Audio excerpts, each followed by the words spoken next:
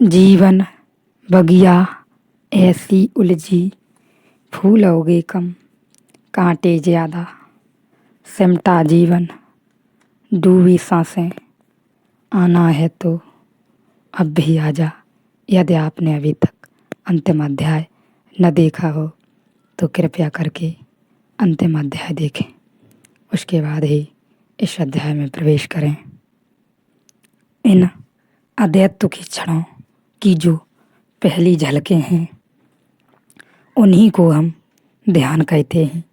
इसी अद्वैत की झलकें जब थिर होने लगती हैं तो हम सविकल्प समाधि कहते हैं, और जब इस अद्वैत की झलक शाश्वत हो जाती है, ऐसी थिर हो जाती है कि फिर छूटने का उपाय नहीं रह जाता, तब इसी को हम निर्विकल्प समाधि कहते हैं। यह दो तरह से घट सकता है, या तो मात्र बोधपूर्वक जैसा जनक को घटा सिर्फ समझ लेने मात्र से, पर बड़ी प्रज्ञा चाहिए, बड़ी प्रखरता चाहिए, बड़ी त्वरा चाहिए, बड़ी धार चाहिए तुम्हारे भीतर फिर चैतन्य की, तो यह घटना तत्क्षण घट सकती है। अगर तुम पाओ ऐसा घटता है तो ठीक, अगर तुम पाओ ऐसा नहीं घटता तो इन सूत्रों को बैठकर दोहराते मत रहना।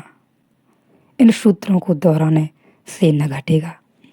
ये सूत्र ऐसे हैं, अगर सुनकर घट गया तो घट गया, तो घट गया, चूक गए सुनते वक्त तो फिर इनको तुम लाख दोहराओ न घटेगा, क्योंकि पुनरुक्ति से नहीं घटने वाला है।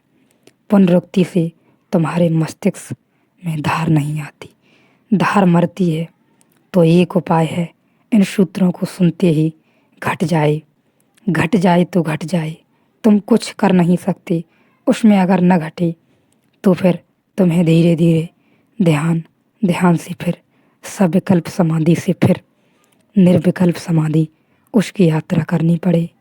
छलांग लग जाए तो ठीक, नहीं तो फिर सीढ़ियों से उतरना पड़े।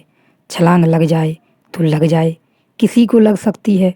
सभी आश्चर्य असंभव है, क्योंकि तुम आश्चर्यों के आश्चर्य हो, इसलिए इसमें असंभव कुछ भी नहीं है। यहाँ मुझे सुनते सुनते किसी को छलांग लग सकती है।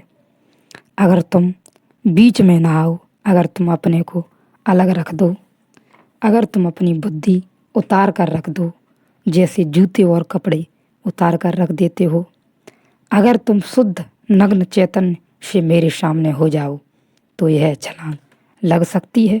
जैसी जनक को लगी वैसी तुम्हें लग सकती है।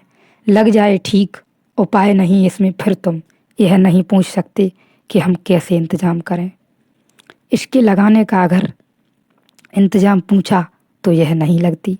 फिर दूसरा उपाय है, फिर पतंजलि तुम्हारा मार्ग है, फिर महावीर, फिर बुद्ध, फिर अष्टावक्र तुम्हारे मार्ग नहीं है।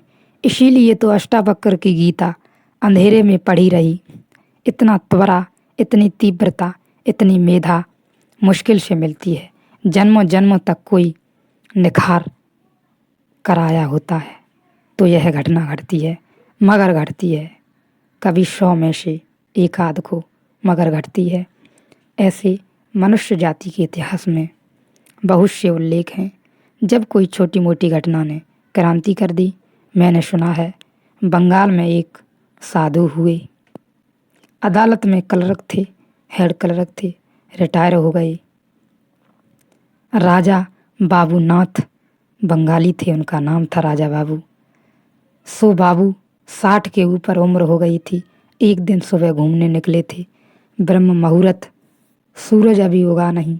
कोई स्त्री अपने घर में दरवाज़ा बंद है किसी को जगाती थी, होगी उसका बेटा, उसका देवर, किसी को जगाती थी। कहती थी राजा बाबू उठो, बहुत देर हो गई। राजा बाबू बाहर से निकल रहे थे, अपनी छड़ी लिए सुबह घूमने निकले थे। वह किसी को भीतर कहती थी कि राजा बाबू उठो, सुबह हो गई, बहुत देर हो गई, अब उठो भी, कब तक सोए रहोगे। सुनाई पड़ा, घट गई घटना, घर नहीं लौटे। चलते ही गए, जंगल पहुंच गए। घर के लोगों को पता चला। घर के लोग खोजने गए, मिले जंगल में। पूछा क्या हो गया? हंसने लगे, कहा बस हो गया राजा बाबू, जग गए, अब जाओ। उन्होंने कहा क्या मतलब, क्या कहते हैं आप? उन्होंने कहा अब कहने सुनने को कुछ भी नहीं, बहुत देर वैसे ही हो गई थी। बात समझ में आ गई। सुबह का वक्त था, सारी प्रकृति जाग रही थी। उसी जागरण में मैं भी जाग गया। कोई स्त्री कहती थी उठो, बहुत देर हो गई, पड़ गई चोट।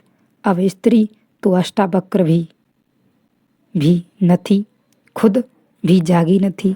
कभी कभी ऐसा भी हुआ है, अगर तुम्हारी मेधा प्रगाढ़ हो, तुम्हारा फल पक गया हो तो हवा का झोंका, या न चले हवा तो भी कभी पका फल बिना झोंके के भी गिर जाता है। तो हो जाए, लेकिन अगर न हो तो निराश मत हो जाना, क्योंकि उदास मत हो जाना। अगर अकस्मात न हो तो क्रमिक हो सकता है। अकस्मात कभी कभी होता है, अपवाद स्वरूप है। इसलिए अष्टावक्र की गीता अपवाद स्वरूप है। इसमें कोई विधि नहीं, इसमें कोई मार्ग नहीं है।